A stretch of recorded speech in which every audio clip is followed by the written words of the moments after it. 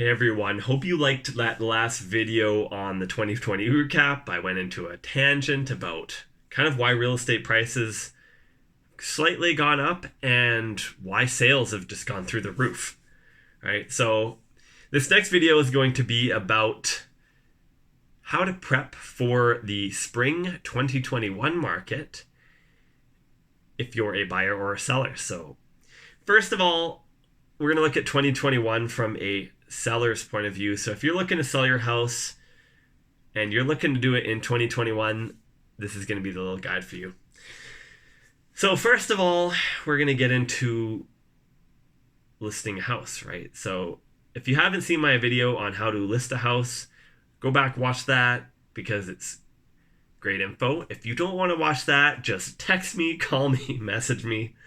I can guide you through the whole thing and it'll be a piece of cake. So, first of all, 2021, easy for sellers.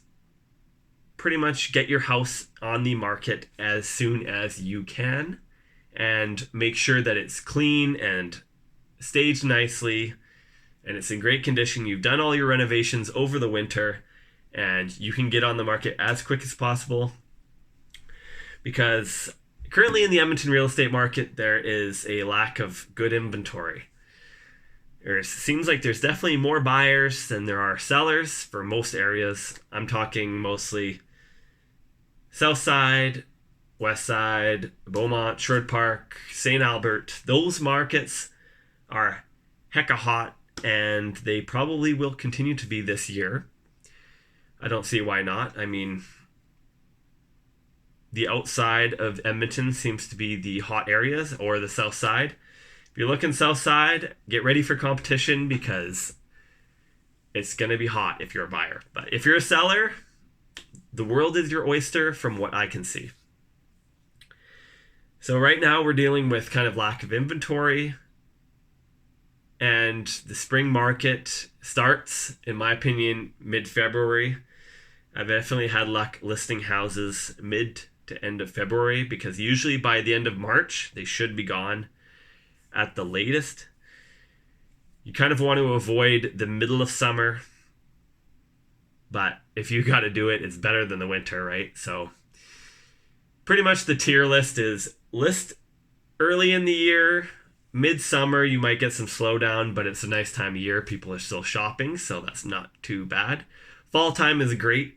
Winter is not so great, but 2020, we had a crazy winter, so that might happen again, but that was kind of maybe a carryover from the busy or not busy spring months that we were all in quarantine. So that's kind of just a little recap for you of selling. Kind of sell it as quickly as possible because more and more houses should be coming on the market into the summer. But of course, most of you are probably looking to buy a property. So this video is mostly geared towards you, right? I love my buyers. I love working with you guys to find houses. It's a blast and I'm looking forward to it in 2021. So if you're looking to buy a house, I mean, you probably want to buy in the winter. As I've said in the last videos of when to buy a house would be definitely in the winter when less people are wanting to move. That's when you can get the deals. Springtime comes. There's definitely a spring rush, but you have better house selection. I mean, in the winter, you don't get that good of house selection generally. Springtime is when all the best houses come on the market and the most competition is there. So it's probably going to be a hot time. Obviously, that's the best time to buy because you can move in the summer and it's warm and it's beautiful, even though we've had a beautiful winter.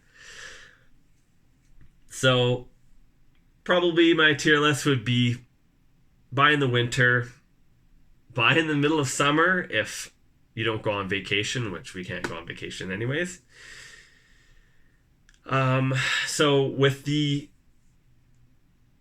buyer's market, you definitely want to be quick when you're looking to buy a house. You want to be aggressive. You want to decide what you want, where you want it, and we got to get quick on it. That's the best way to buy a house. There's no sitting and waiting forever for the perfect deal because the perfect deal doesn't really just slap you in the face usually.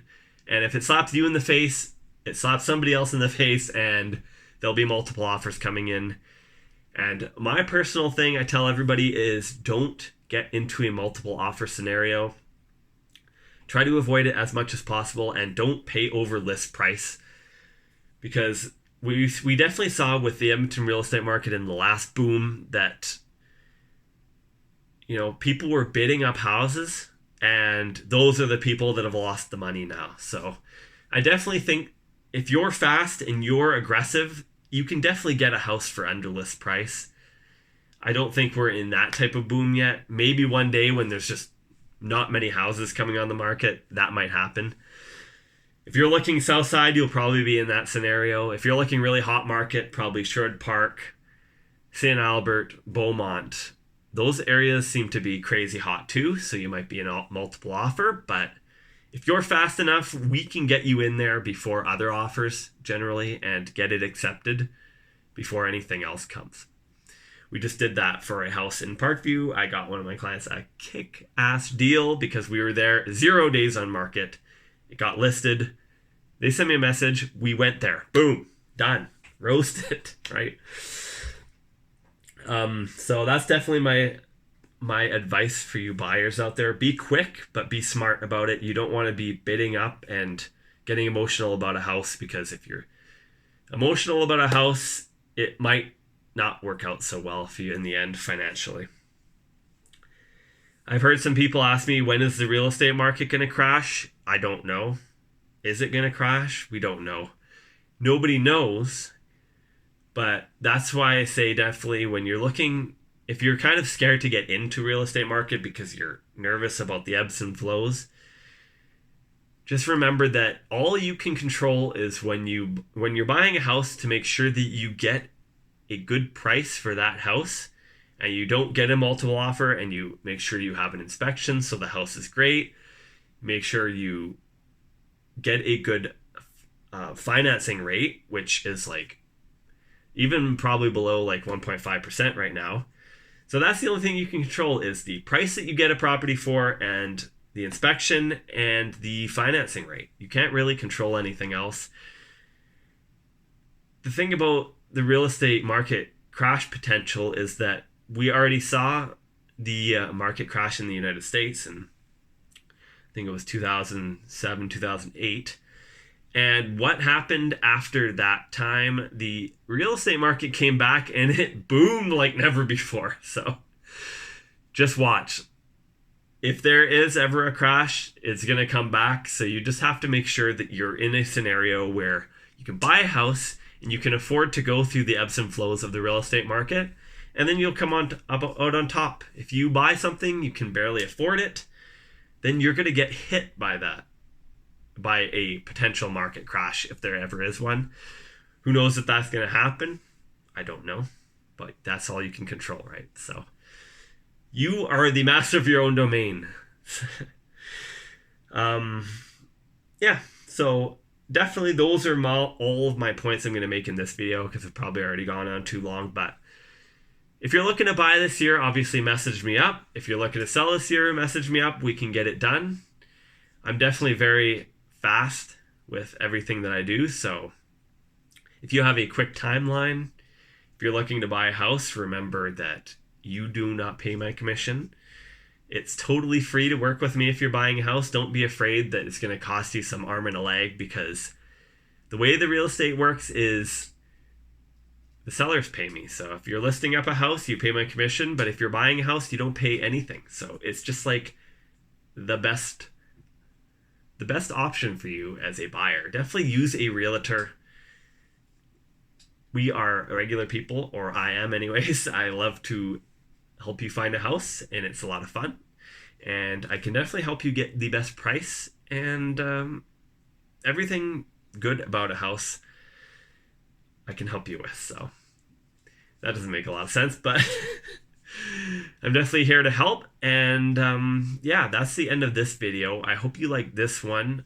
Obviously, if you need a recap, just send me a text, send me an email, call me. I'm always available. But hope you liked this video. And the next one will be coming out sometime soon. Hope you have a good one.